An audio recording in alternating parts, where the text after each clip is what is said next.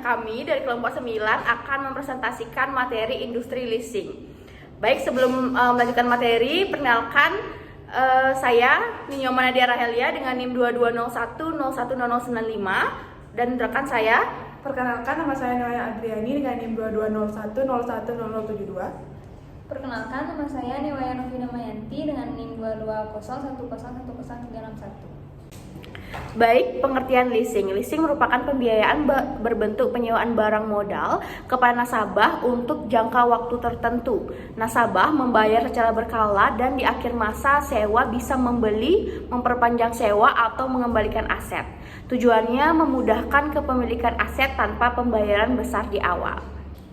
Baik, selanjutnya yaitu ada jenis-jenis leasing. Yang pertama ada financial lease, semua risiko dan manfaat di tangan penyewa. Yang kedua ada operation lease, yaitu sewa jangka pendek, risiko di pihak leaser. Dan ada sell and lease back, yaitu menjual aset lalu langsung menyewa kembali. Lalu yang keempat ada leverage lease, yaitu dibiayai bersama oleh perusahaan. Dan yang terakhir ada cross border, yaitu leasing lintas negara. Lalu selanjutnya yaitu ada struktur perusahaan leasing. Yang pertama itu ada direksi manajemen, yaitu pihak yang mengatur arah perusahaan leasing, mengambil keputusan strategis, mengawasi operasional, dan memastikan semua kegiatan berjalan sesuai hukum dan tujuan perusahaan. Lalu ada divisi keuangan yang bertanggung jawab mengelola keuangan perusahaan, termasuk pencatatan transaksi, pelaporan keuangan, pengelolaan arus kas, dan pengawasan pembayaran dari nasabah. Lalu ada divisi pemasaran yang fokus pada nasabah baru, memperkenalkan produk leasing ke pasar, membuat promosi, serta membangun hubungan baik dengan klien untuk meningkatkan volume bisnis.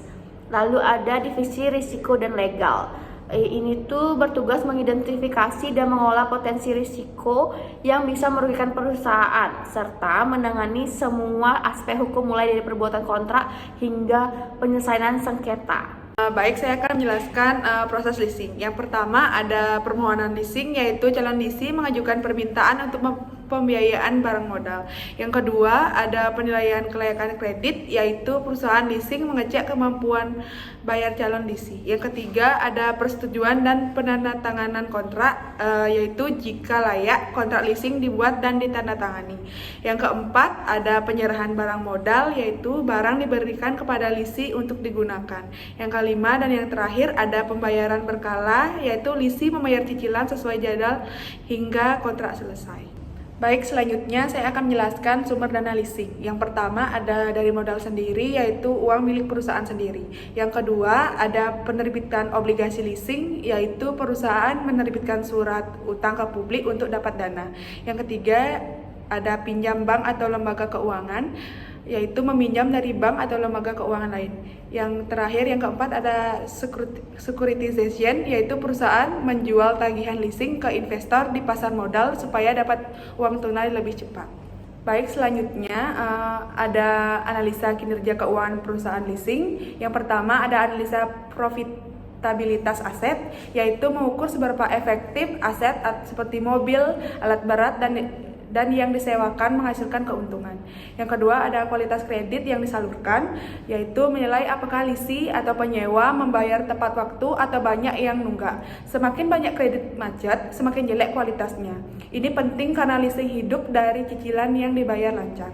Selanjutnya ada struktur modal atau rasio utang terhadap ekuitas, yaitu melihat keseimbangan antara modal sendiri dan utang. Kalau utangnya terlalu besar dibanding modal sendiri, perusahaan bisa berisiko bangkrut saat kondisi keuangan memburuk. Dan yang terakhir ada efisiensi operasional, yaitu mengukur apakah perusahaan bisa bekerja dengan biaya serendah mungkin tapi tetap menghasilkan layanan yang bagus. Misalnya biaya operasional kecil tapi tetap bisa mengelola banyak kontrak leasing.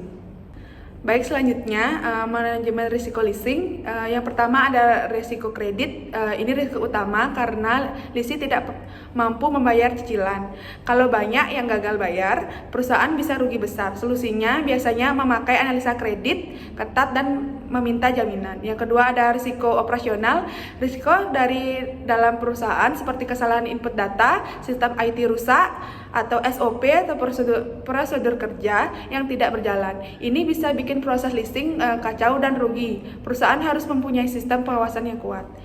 Dan yang ketiga dan yang terakhir ada risiko nilai aset, yaitu barang leasing atau mobil, alat berat bisa turun dari nilai drastis. Misalnya mobil yang disewakan tiba-tiba nilainya anjlok. Kalau leasing berhenti bayar dan mobil dijual, harganya sudah jauh turun. Solusinya leasing biasanya pilih barang yang nilainya stabil atau memberikan asuransi. Aspek hukum dan regulasi leasing. Yang pertama ada Undang-Undang Nomor 42 Tahun 1999 tentang Jaminan Fidusia. Undang-undang ini secara spesifik mengatur mekanisme pengikatan jaminan fidusia yang sangat relevan dalam transaksi finansial lease. Yang kedua ada regulasi dari Otoritas Jasa Keuangan, yaitu mengatur izin usaha, kewajiban modal, manajemen risiko, pelaporan dan perlindungan konsumen. Dan yang ketiga ada hak dan kewajiban lessor dan lessee. Lessor berhak menarik aset jika lessee prestasi, namun tetap harus menghormati hak-hak lessee. Dan yang terakhir ada kepatuhan operasional. Perusahaan leasing wajib menerapkan prinsip kehati-hatian atau good corporate governance dan pelaporan keuangan kepada OJK. Pasar dan strategi bisnis leasing. Pasar leasing yaitu yang pertama ada korporasi atau perusahaan besar, yang kedua ada UMKM atau usaha mikro, kecil dan menengah, dan yang ketiga ada individu atau perorangan. Strategi bisnisnya yaitu yang pertama ada menyediakan layanan leasing yang fleksibel sesuai kebutuhan pelanggan. Yang kedua ada menjalin kerjasama dengan dealer, distributor, dan supplier untuk memperluas jaringan. Dan yang terakhir ada meningkatkan digitalisasi proses leasing atau pengajuan e-signature tracking status. Tantangan dan peluang industri leasing. Tantangannya yaitu yang pertama ada risiko kredit macet akibat leasing gagal bayar. Yang kedua ada persaingan ketat dengan perusahaan vintage dan startup pembiayaan digital. Yang ketiga ada perubahan regulasi pemerintah yang menuntut penyesuaian operasional. Dan yang keempat ada fluktuasi nilai aset atau seperti kendaraan dan alat berat. Peluangnya yaitu yang pertama ada pertumbuhan ekonomi nasional mendorong permintaan pembiayaan, yang kedua ada kebutuhan alat berat, kendaraan, dan peralatan produktif terus meningkat. Yang ketiga ada digitalisasi membuka peluang efisiensi operasional dan layanan berbasis teknologi. Dan yang keempat ada inovasi produk leasing untuk sektor baru seperti energi terbarukan dan infrastruktur. Kesimpulannya, leasing merupakan salah satu solusi pembiayaan yang memberikan kemudahan akses terhadap kepemilikan aset, baik untuk kebutuhan individu maupun perusahaan. Dengan proses yang terstruktur dan didukung regulasi yang ketat, industri leasing mampu menjaga kepercayaan pasar. Walaupun dihadapkan pada tantangan seperti risiko gagal bayar, persaingan dengan vintage, serta dinamika regulasi, industri ini tetap memiliki prospek cerah. Permintaan terhadap alat berat, kendaraan, serta kebutuhan digitalisasi membuka peluang besar untuk pertumbuhan. Dengan inovasi, adaptasi, dan fokus pada kepuasan pelanggan, industri leasing diharapkan mampu terus berkembang dan meningkatkan kontribusi lagi perekonomian.